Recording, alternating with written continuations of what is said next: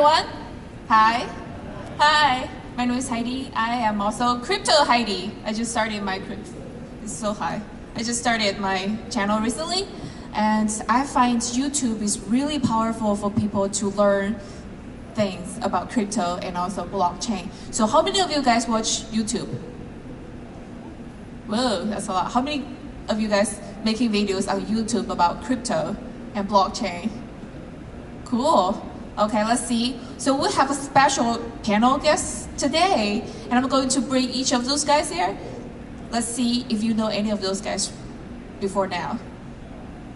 Crypto Bobby.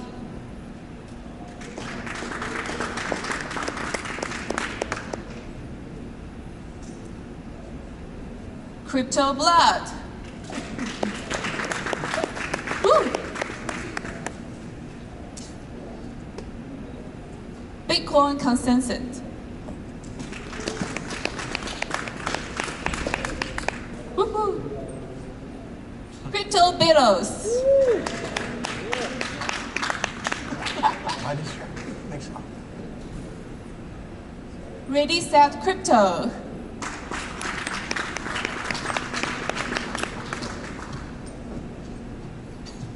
Cool. So we have all those 5 great YouTubers sitting over here with you guys, and they flew everywhere from their city here today to San Jose to join our party here. So let's have each of those guys to introduce themselves one by one. Let's start with Crypto Bobby. Hey, how's it going, everybody? My name is Rob Payon, sometimes better known as Crypto Bobby. I have been doing a YouTube channel as well as a podcast for about 13 months on just kind of daily topics in the crypto space. Also work full-time in crypto now at AirSwap, which is a decentralized token trading network. So I've been doing that for the past 7-8 months now as well. Previously a background in software. Just excited to be here and talk a little bit about the space. Cool. Thank you, Bobby. Hi. Blood. Hi. Yeah. Hi, Heidi. Go. I'm Crypto Blood. Been about 13 months for me as well with my YouTube. Been in cryptos for about almost 6 months, 6 years, and it'll be March of next year. So it's unique to see how the crypto space is evolving, and I'm just kind of covering it day by day. Yeah. Yeah. Chris. Hello, everyone. I'm Chris DeRose. I might be the oldest Bitcoiner on stage. I don't know if I get that accolade or not, but I've been in the space since 2011, making content since 2013, 14 or so. And I've seen so many trends. I've seen so many people and so many great ideas, really, over the years. So glad, hopefully, we can share some of those with you today. Cool. What's up, guys? Robert Beatles, also known as Crypto Beatles, father, Christian, also a blockchain development house owner. So we build some of the stuff that we see up here. I'm also the co-founder of Monarch. Have the Crypto Beatles channel there on YouTube, where we interview CEOs and founders of different projects. It's been a lot of fun, covering the space. I've been in it since around 2011, so it's kind of cool to see how much it's grown and then kind of plateaued a little bit. We're all hoping it's going to come back. So Yeah. Cool. Sure.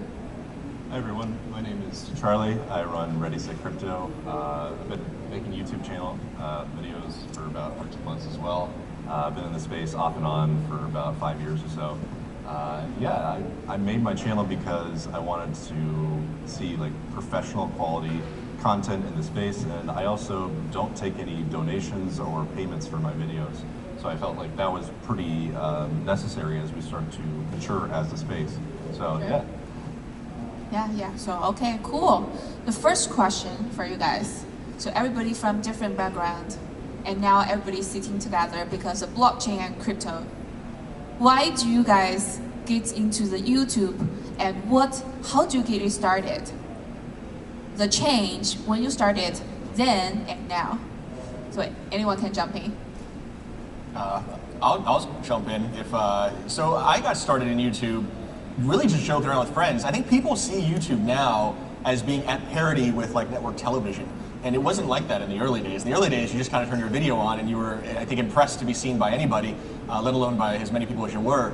And the professionalism of the space now is remarkable and wonderful. But for any of us who have been in it for a while, I would say probably it was just as rote as creating a Facebook profile at first, which is the environment that I was in. And it's a very strange place now by coming from those standards, because I think we've seen professionalism bring to us all kinds of expectations and standards, and good competition too as well. But that was my venture into this whole thing. Yeah. Yeah, I kind of started mine. I did a video. I was really excited to have my dad get into crypto. I've been telling him about it for like 3-4 years, and he finally said, "Okay, son, let's go ahead and do it." So I did a post, and kind of started from there. Cliff High, I don't know if you guys know who he is. He recognized one of my videos, and that really took it to the next level. And you know, that's kind of where it started for me. Sure. So for me, I guess with getting into YouTube, it kind of started with, you know, my friends. They knew that I was in the space, and they were always asking me different questions about crypto. You know, Bitcoin, should I buy, should I sell? Where do you go? Where do you go to buy it? Where do you go to sell it? All that kind of stuff. And I was getting the same questions over and over again. And so my buddies kind of like jokingly said, you know, start a YouTube channel, right? And so it was one of those things where it kind of didn't seem like it would be, you know, a lot of fun to do, but later on, you know, I came to realize that it's actually really cool, because you get to meet a lot of people in the space and see a lot of cool projects firsthand. And so it's changed quite a bit. I mean, when I first came in, I think it was around December of last year, you know, it was kind of like at the market's peak, and everybody was just, you know, trying to sell, you know, they're trying to get rich in crypto, and everybody's pumping everything. And, you know, I kind of came out and said, guys, be very, very careful. You guys are going to lose some money here. And so I was kind of like, you know, a little bit different from, you know, where a lot of the people were at that time. And so we've kind of seen YouTube go from everybody was like really, really excited to now everybody's a little scared, and they're hoping it comes back. And so, you know, we've seen a little bit of change, you know, since I came in. Yeah.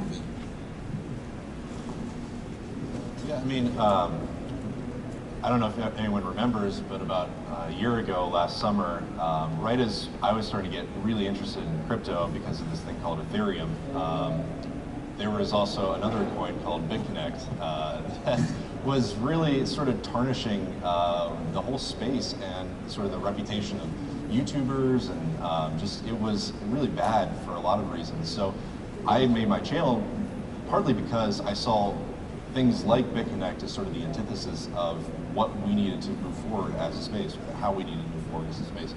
And so now that those sorts of scams, I mean, they're still out there, but they've sort of receded a lot. I think now our job as YouTubers is not just standing as an example internally of the space, you know, providing education and guidance, but also externally. We are sort of the face of the space in a lot of ways. And so making sure that when people look up, you know, what is crypto on YouTube, that we serve as an example of that. And it's kind of scary, but it's also kind of fun. So yeah, it's cool. Yeah, you got to have a balanced approach to this game, and that's what I try to do. I try to keep a balanced approach, cover all different, you know, types of projects, and not shield particular ones. And so that's why, you know, I get a lot of flack because I have, you know, comments and people on that vary. You know, I don't have all the same people on where we kind of suffer from groupthink by doing that. So that's what I try to do. I try to keep it balanced and allow both sides to kind of convey their message. Yeah, I think for me, I just kind of started it out of, you know, I was consuming a bunch of content. I've kind of been in the game on and off for, it's like late 2013, I bought the first Rise Up and rode the way down and thought Dogecoin was going to make me a millionaire.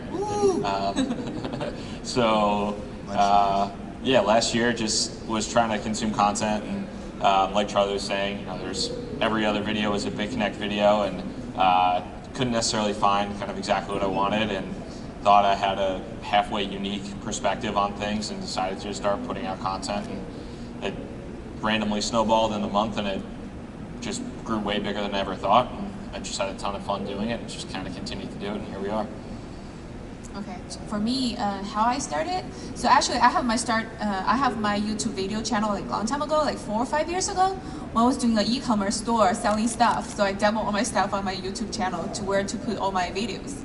And recently, as our Busto is a dApp store, we got a lot of investors projects ask me about questions, just like Beatles people ask you questions again and again and again. I said, oh, it's just waste of time. Why not just upload all those like investors interviews, projects interviews to my channel? So my channel is not really to buy and sell. So we're all different. So my channel is really like interview different projects, interview different investors, and pick their brains to see why they're doing this. And definitely, I'm all their followers. I watch all their videos and a lot of people videos here to know how to trade recently. This is so fun. Like, do you guys trade recently? Yesterday? Today? Oh, should we buy? Yeah, I didn't buy yesterday. I should. Okay. Don't FOMO. Yeah, I'll keep asking those guys questions. Yeah, yesterday I said, oh, should I buy? Should I buy? Should I buy? Okay, those are questions. Okay, the next question is not that. The next question is, where do you see YouTube in the future? We've seen a lot of people do decentralized YouTube, decentralized stuff. And what initiatives will you be using your channel to push forward? I'm personally not huge on the decentralized YouTube alternatives. I think that there's some alternatives out there. Anybody who's trying to like beat YouTube, beat Facebook, beat Instagram, beat Twitter, people go where the most people are. And I think as content creators, if you're trying to maximize eyeballs in your channel, if you're trying to generate revenue for the time you put into it, whatever it might be, it's difficult to make money or get the same amount of eyeballs that you would anywhere else besides YouTube. And until somebody has an equal or better experience as YouTube, for the most part, I mean, I know a lot of people don't love the censorship and things like that that YouTube might have, but if you are trying to just maximize your reach as somebody who's trying to get a message out there or generate revenue, I think YouTube is still probably the best place to do that. And if the decentralized applications don't have the same experience, they're not going to, they're not going to be able to compete in the near term at least. Yeah, and the barrier to entry for the decentralized apps are so high. You have to know, install MetaMask, or, you have to know all these different steps for the average user. We're just not there yet. So until that barrier comes down, we won't see a transition from your standard, centralized avenues. Yeah. I'm going to take a separate route on this. I actually like the appeal of the decentralized model. It's a very hard space to hit, and I think it's antithetical to the YouTuber mindset in that it is a small niche. Right now I'm watching the Fediverse. Have any of you have actually heard of the Fediverse in any capacity? Is this new to you attendees? Seems like it. So the Fediverse is a decentralized Twitter, and I like it very much. It is a low volume service. It has a lot of warts. It's still new. But the kinds of people who are coming out are very different, and it's because they are in one way or another locked out of the mainstream that they found themselves, I think, in the decentralized models. There aren't a lot of them, but that's how Bitcoin started. So for me, I don't mind getting in, sacrificing perhaps some of my reach, but reaching people who are unusual, who have a lot to teach me. And frankly, I don't always know that the biggest reach is necessarily compatible with Bitcoin and blockchainer goals, even though they might be compatible with YouTuber goals, if that makes sense. So for me, the sort of long tail fringy stuff has always been where blockchain has really excelled at first. So I like watching that side of things. I have some trepidation about it, but I'm also very hopeful. I think that eventually we can see something there. As evidenced by, like, have any of you guys had takedowns at all or demonetization? You have? Yeah, so like when I see that kind of thing, that would be in my mind like the hope that we could get perhaps through at some level with these solutions. Granted, we're far way away from it, but that's what I'd like to see. Cool. And so I don't touch on a lot of the same subjects that the other guys here did. I think as big corporations and businesses, moving forward, they all agree that, video is key, right? They're all trying to advertise.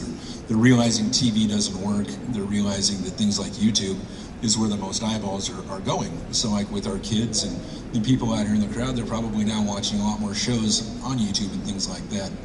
So a platform like YouTube that doesn't have the censorship issues, I think is going to be huge. We don't currently have anything in the space that is on par that people can use, especially when, blockchain as a whole, there's only like 1 or 2% of us that's really in it, that kind of understand it. And the stuff that's out there right now, like Rob said, just doesn't work. The user experience isn't there. So until we have that decentralized YouTube of sorts that works better than the YouTube of sorts, we're never going to get the people to come from YouTube to this new platform of sorts. In the way that I grow my channel, you talked about how to bolster your channel. With me, I try to make the story about the other person. So I interview the founders and CEOs of these different companies and projects and what they're trying to do, and highlight what it is they're trying to bring to the marketplace. And then with my audience, on every single interview, I always give away $100 of Ethereum. So that way these people can go out there and start to actually participate in blockchain, in crypto, and see if it's something they like or not without fear of losing their own money. So anyways, YouTube, it works. Yeah, so to answer the question of where is YouTube going, I think I have to ask like a different question of like, where is crypto going? And more rather like, do we need all these eyeballs on it, or is it, internet in the 90s and the important stuff is coming later? And so really I think that the conversation is more centric to where is fintech as a whole going, where is distributed ledger technology as a whole going, because crypto is just one use case of blockchain. So it's really, we're just trying to keep up with the times and the trends and finding different ways that we can utilize this technology in different ways. So it's very nebulous right now, but it's also kind of exciting to be on the forefront and the state of the art kind of stuff. Just talking about this and watching it grow every day. So yeah, it's cool to be a part of it. Yeah. Recently, I definitely find out. Recently, the YouTube views on blockchain and also like crypto space is not as good at the same time last year. Maybe there's like less people watching those type of things, and also maybe YouTube just rated down. Not really sure. So I think everything is correlated to the price of bear market. Just the markets as a whole. I mean, YouTube views, podcast downloads. You could see Coinbase download, like Coinbase app downloads, Coinbase traffic, whatever it is, Binance. Everything is correlated. When the price goes up, there's more views, more eyeballs. All that stuff is just directly correlated with the market, because it is, for the most part, the major use case for all these assets is speculation. Whether anybody wants to admit that or not, it's really just a speculative asset, and when more people are participating, it's more speculative, and things go up. Yeah. Okay. Next question. What is the best way, and also the worst way, to promote the blockchain technology to the general public? Any advising for inspiring YouTubers? That's a tough one. I mean, there's no standards, unfortunately. I really would like to see more standardization of ethics in the space. It's like herding cats. I think sometimes everyone's got their own style. I don't want to denigrate any of the paths you've taken or that I've taken, but it's very hard. I mean, you're ultimately accountable to your fans, and managing the interests of your advertisers with them is an age-old problem. I try to take journalism as a rough rubric for myself, which has its own set of problems.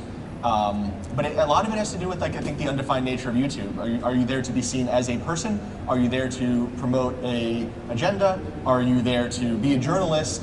These are all fine options, and I think they have separate qualifications. What I will say is don't go the BitConnect route. That ended badly. Maybe you can avoid that if you're entering the space, and have some notional level of what it is that your product is and how it works. And unfortunately, a lot of people weren't doing that for a while, and the space chewed them up, and I don't see them anymore. So maybe that was fortunate. I don't know. You guys want to add to that? This bear market was good. I think it was a cleansing, and I think from here we'll start to see more meaningful content, and the ones that stuck around in this space will definitely reap the benefits. I would agree too. I mean, as far as things go, kind of talk when it comes to whether it's promoting something in specific like blockchain technology, I just kind of talk about, I think, like the topics that interest me, and hope that if it resonates with somebody, great. But I don't necessarily take the stance, nor do I feel like I have any duty to specifically promote blockchain technology or be an advocate. That's never kind of been like, I'll talk to people about it, but I don't want to sit there and feel like I have to be a salesman for blockchain technology or for cryptocurrency. because that's just not the way I feel. But some people take that stance, and that's genuine for them. So I think it plays better for them. But for me, it just doesn't feel genuine, so I won't do it. Yeah, I guess, it's kind of one of those things, just be true to yourself, figure out who you are and what you want to talk about, and make sure that, you're kind of doing what you love to do, right? So don't pretend to be something you're not. If you're up there, you're really going to do a disservice to your audience if you're pretending to be something you're not, right? So if you're up there and you're trying to do all this technical analysis and you're trying to explain these projects, but you really have no clue what you're doing or talking about, some people will actually follow that advice. So you're really doing a disservice. So you kind of need to figure out what your niche is, figure out, what you know really well, and then speak to that. And when you don't know something, tell the people, because a lot of people get hurt, when they're, just like last year, you saw a lot of people were, pumping BitConnect, right? And they didn't know anything about it other than they were making money on it, but it was a pyramid scheme, and at the end, people were going to get hurt. So I guess just be true to yourself, know what it is you're trying to talk about, make sure you know what you're talking about, and if you don't, make sure your audience understands that. I will say, being on YouTube, it's very interesting, and what I've been awakened to is, in many ways, myself. When you're in front of a bunch of people, being true to yourself gets presented to you in ways that you probably never considered would be another way. You see a comment asking you why you went right, and you didn't even know there was a choice to go left, and then you have to figure out why you went right. So that's part of the challenge of YouTube as well. And I don't know that the general public gets as much exposure to some of these things that we have to deal with, but it's I think it's part of the job to navigate. Yeah, it's what's I think really interesting and unique about this space and sort of what we do is that, when people use the term influencer, generally they're really saying brand ambassador, or you're selling something on Instagram or something like that. But what we're doing is really pushing a space forward, pushing a movement forward in such a way, because what I try to say over and over again is, it's not just about blockchain itself. It is about this ideal or this concept of disruption that, we're going to look at existing problems, existing solutions, and find new ways to solve them. And, that's so cool. That's so cool to be a part of. And so I think part of being an influencer in this space is not just, repping certain projects and things like that, but also helping people to understand what this space is really about, helping people to understand where we can take this space. The common example is the internet in the 90s, but what does that really mean? It was, yes, a time of a lot of creation, a lot of rethinking of things, but it was also, looking ahead and trying to envision a new world where, maybe blockchain will be a part of it. I don't know, it will be something interesting. But that's the cool part about it, is that we're not influencing per se, we're trying to be visionaries of sorts. So my advice to anyone doing this sort of gig, being an influencer of sorts, is just try to find a niche. Try to find a way to appeal to people in a different way than a lot of the other people on YouTube kind of talk about things and make content. That was really successful. That's what helped me find success, and also just find my own sort of passion for doing this sort of stuff, was just finding a way to present it in an interesting way. So yeah. Post frequently. Yeah, that too. That's another thing. Yeah, and it's a lot of work. I mean, isn't it? I mean, it's a lot of work. I mean, for me, it takes me an hour and a half, 2 hours for each video, and that's not including sourcing, finding articles, things to talk about, organizing it, and so yes, it's a lot of work. It's a lot of work. It's a labor of love. Like I think people think that you're like on YouTube, so you get all these great things, and it's true, you do. But at the end of the day, there's us regular people, and we spend a lot of damn time for like what might be no 5 money. minutes or 10 for no money, and so you got to like it, I think. And for anybody who's getting in, like to what you were saying, I think inspiration, if you can both have it and share it with others, is a great formula. Right. It's really like grow as a community right now. It's so new, and we didn't know what was the next. But however, this is the future. A lot of people believe in this, and everybody, especially from the developer perspective view, and we think this is a new technology that will be the next something. And definitely, so for you guys, so a lot of you guys have a lot of fans. How do you guys deal with those fans' comments? Do you guys get recognized on the street? People ask you questions, should I buy, should I trade? I just lost money because of your posts. How do you guys deal with that? That's a whole thing too. I'm not even that big. I mean, you've got a lot. I think you probably have the most subs here on stage. No? Yeah. So I don't know. I don't know. I can't speak for everybody here, but for myself, it got weird.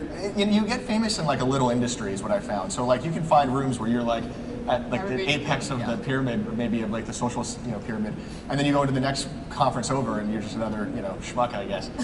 So that's always kind of weird. But yeah, it's now is better than it was in 17. I think what I've found is that like society changes in weird ways. That when you get exposed to like thousands of people at a time, you'll find that these like denominators in the general public are changing in ways that you maybe get more exposure to when you see them by the volume. And thank God it's not an election year this year, because that's when it gets crazy. And only is that when it's like a difficult part. The rest of the time it's really flattering, I think. It's like a nice spot in society that people trust you, they know a lot about you and you know nothing about them, and then they come and talk to you based on the conversation you apparently had with them 6 months ago, and they know you based on like some fraction of your identity. Which is kind of fun, but I mean the trolls are. That's another aspect. It can be taxing on a person. For at least for me, I'm the type of guy that if you talk stuff about me, I want to we're going to engage and we're going to talk about this together here. But when you meet these people in person, you don't know who they are. So it's kind of frustrating. It's they can talk a lot of stuff about you to you, and you can't do anything about it. So you just got to keep a clear head, focus on what your mission is in this game, and mine is just to educate people in this space. So, like I said, I've been in it for 6 years now, and a lot has changed, as you probably can attest to. But I think we're still going in a good direction.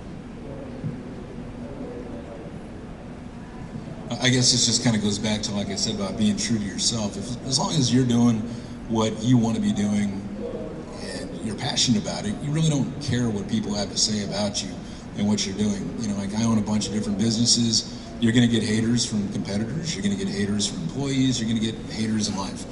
So as long as you're doing what you want to be doing, then it doesn't really matter. But it's the people that you meet along the way that actually make it cool, right? Because like with our community, we have a bunch of great people that are in the comments. We'll get an occasional troll, but we just don't pay attention to them. And the audience and kind of the family we've created, they don't either. And actually, it's funny, they'll actually like attack the person that's doing the trolling. So like I really don't have to do anything. It's pretty funny. But I just try to take care of the audience and always make sure that they understand I'm never ever pitching anything to them.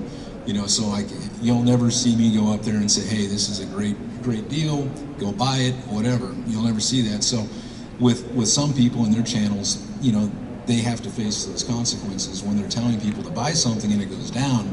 Well, maybe those people just lost, money for rent or for food or for their vacation, and now they really hate you. So it's better, just for me anyways, just to cover people's projects and let the audience decide whether they want to invest in something or not. And then take care of the people in your community, and for the most part, they take care of you too, and it becomes a lot of fun. Yeah, so one question I get a lot is why I don't like show my face in a lot of my videos, and why I make them sort of like just kind of talking over the content. And it's because I put the emphasis on the content. I want sort of it to be like a shared experience. But another thing about that is that I feel like it's my channel and sort of the space is so much bigger than just me or the people watching. It's about like what can we do together? Where can we go together? And one thing that I found is that people don't know, or people don't care how much you know until they know how much you care.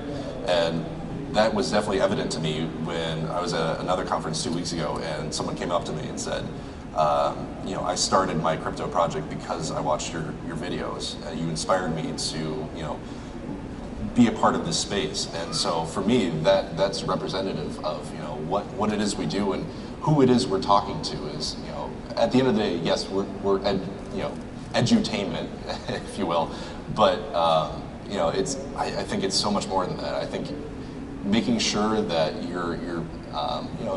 I make videos that I want to watch, and that's part of it. It's just I want to make sure that when people take the time to watch my videos, that I respect that I respect that they're taking time out of their day and they care about this space and they care about learning more. And so I want to make sure that I meet them halfway. So it's it's an honor and privilege. So, yeah. Yeah, sure. So like, I remember as I am the fan of those guys, how I find them. So like December last year, I did a search on YouTube and Bitcoin, I think. Then I find Crypto Bobby and another guy called Trevon James. I watched both of their videos. So both of those guys has the most views at that moment. So I watched their videos. Then I decided to watch Crypto Bobby's video every day in the morning when I brush my teeth. But I didn't watch the other guy.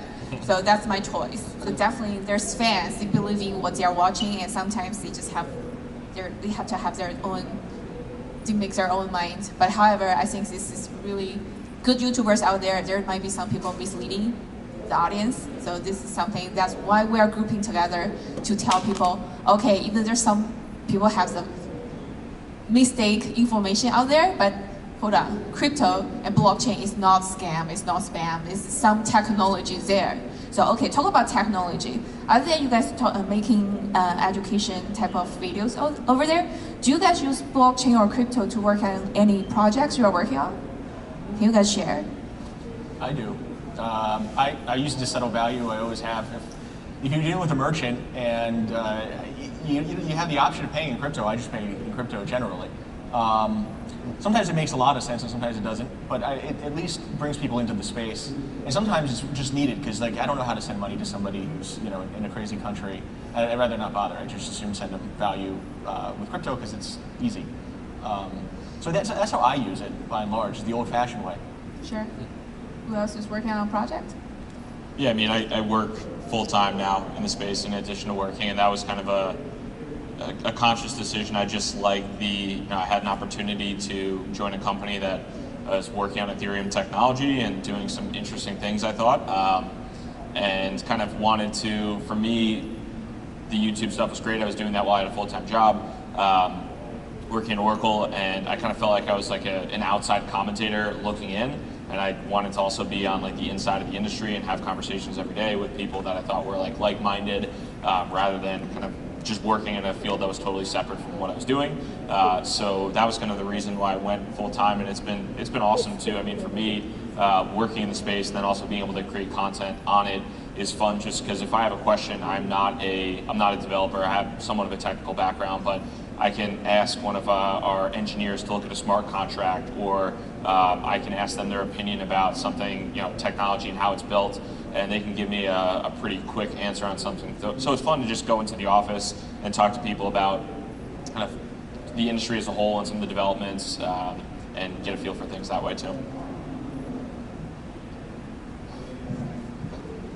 So, a lot of people in the space right now, they're using cryptocurrency for speculation. There's only like 1 or 2% that actually use it in their daily lives to for commerce, for goods, for services, things like that. And so, I'd be remiss if I didn't say that I'm also the co-founder of Monarch. So what I tried to do, and this is not solicitation to buy by any means, but what we did was we actually created a platform so people can start using cryptocurrency because it's so complicated. So with Monarch, it's basically a wallet that allows you to put all your cryptocurrencies in it, and then here shortly you'll be able to pay your reoccurring payments and your bills with it, be able to plug it into your bank account, be able to actually put fiat money into it, be able to actually buy and sell crypto and put the money back in your bank account, things like that. That's really needed in the space for user adoption, because it's really difficult for people to understand and wrap their minds around blockchain, how it works. People understand Bitcoin's like a peer-to-peer payment method, some people, but most people still think it's a scam. They don't understand how it works.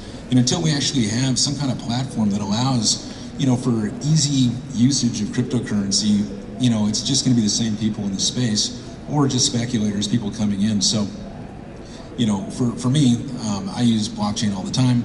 We're actually creating our own, use crypto all the time, and we're hoping by making something easy for people, they will as well. Yeah, I'm a developer, but what I see my role right now is I do some programming, but most of what I do is sort of an evangelist. So, for example, I'm mentoring the cryptocurrency club at Ohio State, Go Bucks, and like helping them set up like a hackathon so that they can get more developers interested in working on crypto projects, and just helping people to get involved and interested in using this technology, even at the very small scale, because I think that's very important. Is sort of the grassroots nature of this space. I think we should never lose that. It's just as important as what's at the top is what's at the bottom. Making sure that little ideas are just as important as big ideas. So yeah, just making sure that there's room for that and helping that grow is kind of what my passion is. So yeah. Yeah, so I do have a technical background, but also I have a passion for finance, and I have for many years. So with those two skill sets, I built actually in Forex some algorithms a few years ago, and just recently ported those over to cryptocurrencies.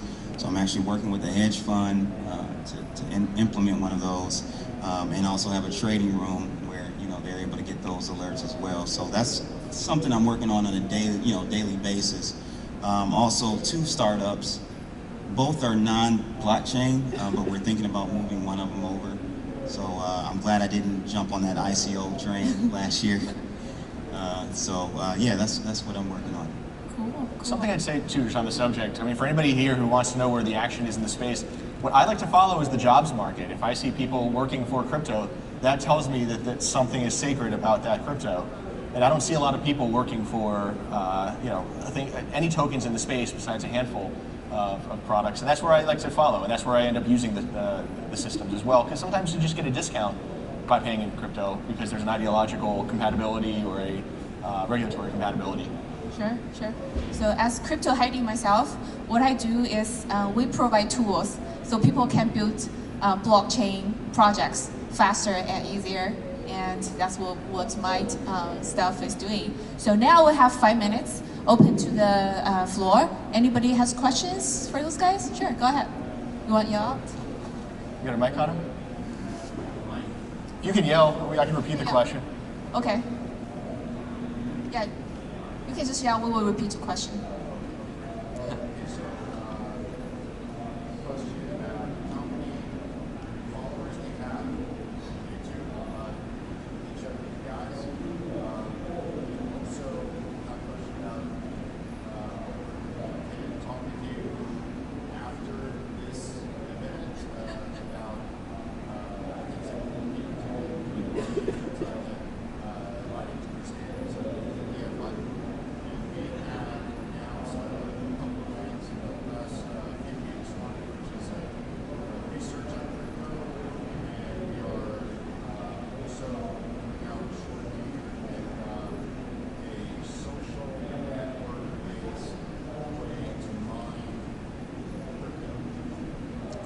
You can come and find us, I think, after we head off stage even. We'll be around all day today. So that would be a good time to probably ping us. Yeah, also everybody's Twitter is that Twitter?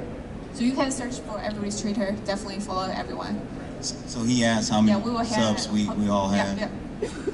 I think I probably have the least out of this group, about 9,000. But everybody have a combination. We're about the same. Yeah, I think everybody have a combination of not just YouTube. Some people is bigger than Twitter. Somebody is bigger than LinkedIn. Some people is bigger on YouTube. So definitely, you guys want to share a little bit? And they will hang around here, and we do have actually more YouTubers. I think I'm around 87,000 awesome people. Yeah, I've got 94,000 awesome people. I think I have like 145,000, and then I tweet a lot too. Mostly food pictures and stupid things. But. So I've seen a lot of numbers. Actually, those guys are top YouTubers. So crypto is really the niche market. It's not millions of followers, definitely. If the video channel start from zero, right now those are the top guys for sure. The next question. Hey, we know you.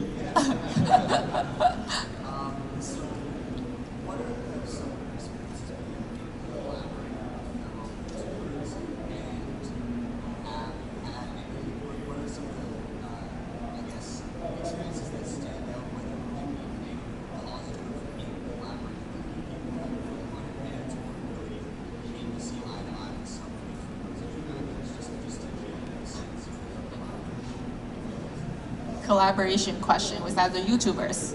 Yeah, so I've had a guy who has a lot of subs. He reached out to me and he's like, hey, I want to have you on my channel. So I'm like, okay, cool. So we set a time, you know, I called him on Skype. He's like, all right, you ready to record? I'm like, yeah. He's like, go ahead. I'm like, what do you mean go ahead? You wanted me on your channel. And so, you know, many times you find that individuals that have more subs than you don't want to give you that platform, you know, and so I find that happen every once in a while. But on the other hand, guys like Ken Bozak, he's great, love him. Some cool cats in this industry, and it's like a family, it really is. So I would say the good outweighs the bad for sure for me. Cool. My 2 cents on that is that these communities are often very political, some more so than others. Like the Bitcoin community I found to be very hard to work with others collaborating. The politics makes it difficult. But outside the Bitcoin community in the space, it's been pretty easy and fun even. But it depends on the times too, you know. A lot of people are sensitive to the shilling, which I understand, and that prevents relationships from developing. But yeah, I think it's been, you know, YouTubers in general like collaborating. It's been my experience. I certainly do. It's funny too seeing the feedback sometimes. I think everybody's audience is kind of like trained a little bit differently. Like some people are just like very receptive to what you say, and then if you bring somebody on who doesn't necessarily, if I have somebody on who doesn't share my point of view, and I want to get a different point of view, I'll have like people in the comments being like, why'd you bring this person on? It's like, well, why not? Like I don't, and like the other person might get ripped to shreds, or if I go on somebody else's podcast or YouTube channel, I'll get ripped to shreds. So it's just part of the game, which is fun, but it's funny to see like the different ways audiences react to different content that they might not be used to. Yeah, I've been doing quite a bit of collaboration with other YouTubers. It's actually a lot of fun, especially when you don't have the same echo chamber where everybody has the same, and they're all saying the same things. It actually generates a lot of value for the audience, and so like even if I go on somebody else's stream or somebody else's channel, I'll actually take that video and put it on my channel as well, so that way, you know, my audience gets, you know, introduced to them as well. So we've done that with a lot of people. And, you know, a lot of these guys have become, you know, like friends, family. They're just awesome. We got some of the guys out there in the crowd, actually. So, you know, it's been a lot of fun to, you know, meet new people. And, you know, with YouTube and the internet and blockchain and everything in general, it is decentralized. So you actually make friends and families in different states, countries. And by bringing them on your channel and, you know, letting them share about themselves and what they do, it benefits the audience as well as yourself. So it's a lot of fun. And I recommend any YouTuber to collaborate with other YouTubers, unless they're just trying to show stuff.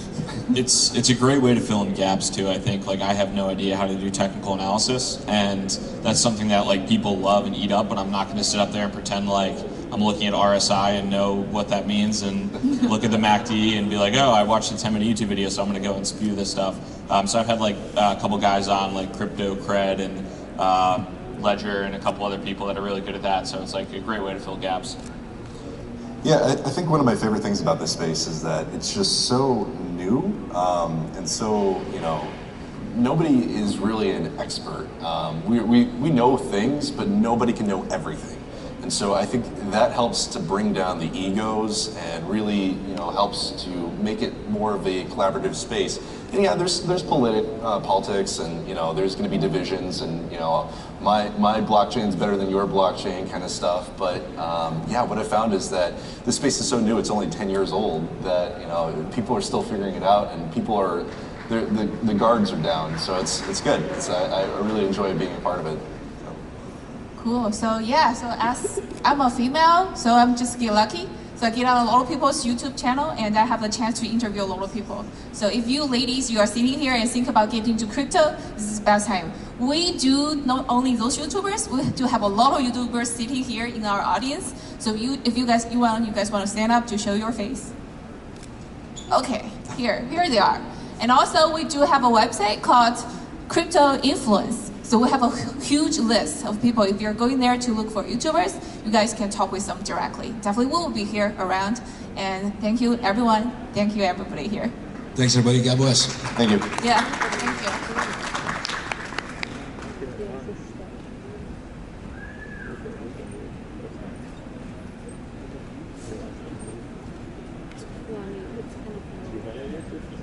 I wanna hate you, 'cause I still love you. And it's when